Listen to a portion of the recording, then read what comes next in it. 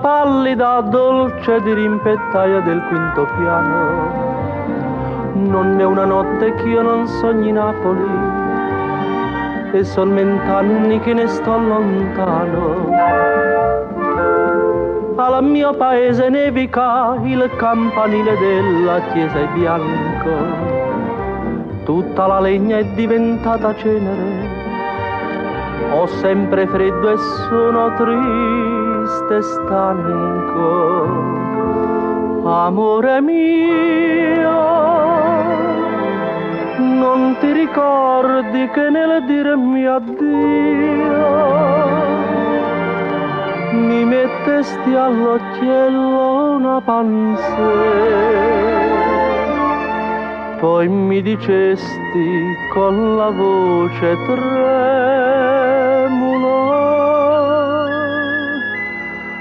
non ti scordare di me.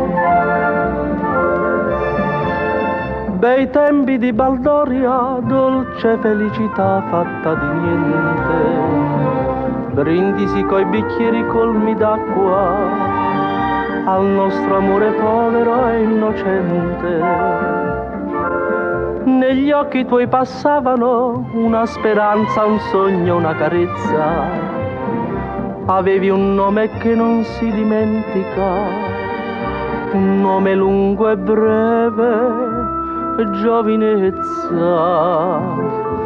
Il mio piccino in un mio vecchio libro di latino ha trovato, indovina, una pansè, perché negli occhi mi tremò una lacrima, chissà perché.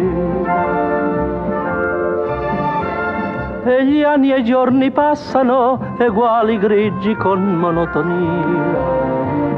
Le nostre foglie più non rinverdiscono, signorinella, che malinconia. Tu innamorata e pallida, più non ricami innanzi al tuo telaio.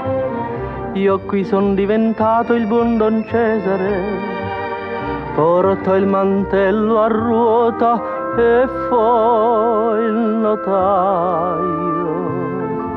Lenta e lontano, mentre ti penso, suona la campana della piccola chiesa del Gesù. E nevica, vedessi come nevica, ma tu